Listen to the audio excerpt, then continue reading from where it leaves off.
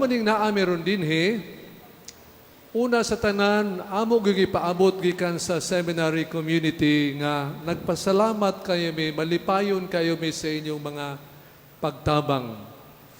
Magpasalamat mi sa inyong kaayo, inyong mga kaluoy para sa seminaryo. Ug namo pong mga pare, kay nangabuhi biya ang seminaryo ug mga pare, gikan ba gud sa inyong mga pakaluoy, inyong mga donations, inyong mga pag-ampo. Gusto gud ming maabot ninyo nga kami mapasalamaton ni ana. Ikaduha namong tuyo, mangampanya gud mi pod para sa seminaryo. Pagkakaroon na atay 24 kabuok college seminarians, unya na atay 15 nga taga mga propedeutic, mga bag-o ni siya nga nisulod. Ambot naabay taga-cathedral, murag wala, or naabay tingali, I may be wrong. Anyway, mangampanya mi, kamuunta makatauhan nga mahilambigit mo pag-aninaw sa inyong pamilya tingali, sa inyong kasilinganan, tingali bayag na ay batanon nangautana. Unsa kaya ang planos Ginoo para nako, no? Para unsa maning akong kinabuhi?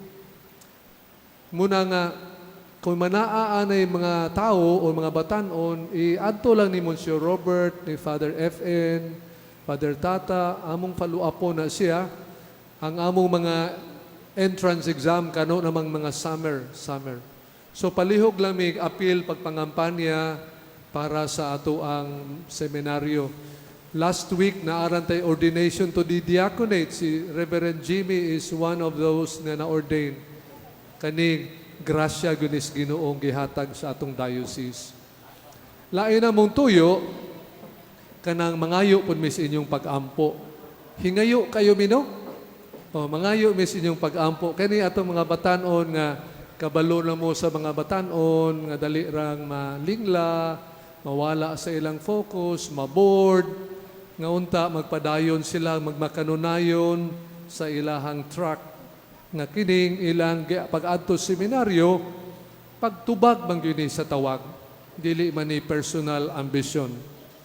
Manghangyo pud mi in a special way para namong mga pari, kay usahay pod sa among pagkatawhanon, mawala pod mi. Nga among mission ning kalibutana, nga maabot man gyud ang kaayo, ang kaluoy sa Dios sa iyang katawhan through our ministry. Dili mi magdala og fans club or unsa ngalan diha. Iampo ba mi ha? Wa lagi mo mutingog. Sige ha bitaw man ibaya nga kay kun panalitan ang pari mawala pod sa iyang direksyon, magsuffer baya pod ang katawhan. So ang Ginoo kanunay matuto ninyo nga iyang katawhan through us, no? Katapusan namong tuyo dinhi nga kanang inyuhang mga donations gihapon. Basog dili ra mo kapuya, no? Kapuya na mo. Nga mag-donate financially, bisan ganing in kind, mudawat lang gihapon mi. Although karon sa seminaryo gasugod na mi og pananom. Naka-harvest na biya po ang mga seminarians sa mga tanom na mo. Ga-organic farming po mi dito. In our own little way, no? So, salamat kayo sa inyong ipanghatag. Cash ba na siya o in-kind? Dako na kayo nagsegtabang para namo. Nya, tuguti lang po ko nga mupasabot karon ninyo isip katawhan nga pinalangga sa Dios sa mga pulo nga atong nadungog karon. Kay nanganhi ba ta simbahan dili man kay mahadlok mo nga makasala og maka-mortal sin. Nanganhi taron dinhi primarily kay gusto tang maminaw sa atong Dios. Siya ang nakaila sa atong kahimtang, nakasabot sa atong kahimtang, naa siya'y isulti kadausa nato karon. Ato ni siyang sabton og maayo, paminawon og maayo, kay ato pagud siyang kalawato niya dinhi, dili man ni parastiyan, para ang atong kinaiya, atong salabutan, ang atong kinabuhi mahisama sa iyang kabubuton. Kaya aron pagawas nato dinhi, lahi na ta. Dili kay moingon ng atong mga silingan nga Sige ra nagsimba-simba o niya, murag gihapon ang kinaiya. Oh. Nalahi ta kay kining kaayo, kaluoy sa Dios nga atong gisaulog dinhi, ato ning ipaambit sa atong isig kaingon. Okay? Sa atong ebanghelyo karon, si San Marcos gahatag nato og picture nga si Jesus gikan kuyog sa iyang mga tinun-an, nagbiyahe gikan sa bukid, paingon sa Galilea, paingon sa Capernaum, dayong nisulod sila sa usa ka balay. Samtang naglakaw sila, ang mga tinun-an naglalis. Ang ila diing gilalisan, na kinsa ang pinaka-importante, pinakadako nilang 12. Unya, niingon si Jesus, nangutana siya, unsa po inyong gilalisan? Kung gusto mong pinaka-importante, pinakadako ning kalibutana, kinahanglang magpaubos siya og mag-alagad sa tanan. Kini ang gihatag ni Jesus nato. Kay kini man kung kinabuhi nato, biyahe ba yan eh? Gasugod ta sa, dito ta sa bakan sa atong inahan, nahimugso ta, gipadako ta sa atong mamag papa, ni eskwela ta, pag humag-eskwela na narbaho, humag-trabaho, nagminyo, karon na po tayo mga anak, biyahe ni siya nga dakong biyahe gining atong kinabuhi. Unya, ang atong sangputanan, nga mubalik ta sa atong Dios. Unya, importante sa atong pagkinabuhi nga mabulukon kanang pag-inistoryahay. Sa atong pag-istoryahay. Kanibitang giingon ni Pope Francis nga Synodal Church. Synodality nga mag-istoryahanay ta, magpaminaway, magresbitahay, we care for one another. Naa pa ba na nini sa atong panimalay karon mag-istoryahanay? Kitang mga tigulang-tigulang sa una ang sentro baya sa pagkaon kanang lamesa, di ba? Kay dada, mag-istoryahanay ta, kumusta man? Karon lahi naman. Murag plato naman ang sentro. Maaari ra ko mukaon sa kwarto. Or bisan ganing mo adto ka sa Jollibee, mag-observe ka. Mga pamilya magkuyog tuod pero naa cellphone, wala ka istoryahanay. Unya kung panlitan simbako mamatay, diha pa ka mo istorya, maayo ba ni akong mama? Maayo ba ni siya? Unya, pagabuhi, wala siya kadungog. Kay tingali, wala tang pag-istoryahanay, mahadlok tingali tang mag-istorya, unya, wala tong paminaway, wala ma-practice diha.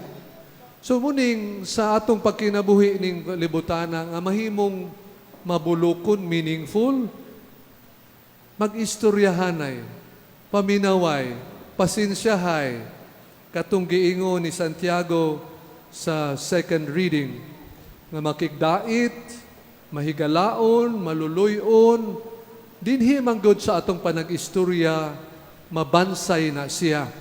Nga, kabalo ba kang maminaw, kabalo ba kang maluoy, kabalo ba kang mopasensya. Dinhi gud siya mabaid.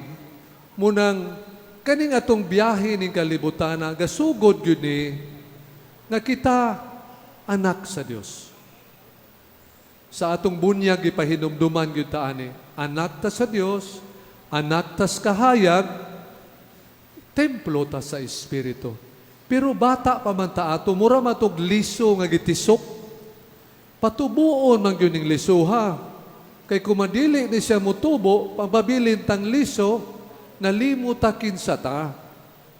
Munang dinhi, sagbiyahe ta ning kalibutana ang nagtubo dinhi, nga kita anak sa Dios. Pinaagi sa atong pag-istoryahanay, diha makita. Unang si Jesus, niingon siya, sa atong pag-istoryahanay, magpapaubsanon. Importante gini sa kinabuhi, nga mapaubsanon ta. Kabalong maminaw, kabalong makigdait, maluoy. Kay kanang taong dili magpaubos, mahimnambog ka no? Katong giingon ni Santiago, diha gud magsugod ang panagbingkil. Ang imuhang importante para nimo, imo rang kaugalingon, imong gusto, imong mga plano, di ka kabalong maminaw, ikaw papa ka, ikaw ra gustong masunod, di ka balong maminaw sa imong mga anak o imong asawa. Muna siya, nga dinhi bansayo nato ang atong pagkaanak sa Dios, pinaagi sa pagpaubos. Ayaw kahadlok, kay ang Dios, nga kita iyang mga anak, ang atong amahan, maoy mutabang nato, nga mapuy-an nato ang atong pagkaanak, pinaagi sa pagpaubos. Nan kani karon, ang ikaduha nga mithi nga gihatag ni Kristo nato nga magpakabana, mag-alagad sa uban. Kani dinhi gyud makita nato nga kining atong kinabuhi isip anak sa Dios, ato man gyud ning ihatag aron ang uban man nagtagaag kinabuhi. Mao man nagipakita niya sa krus.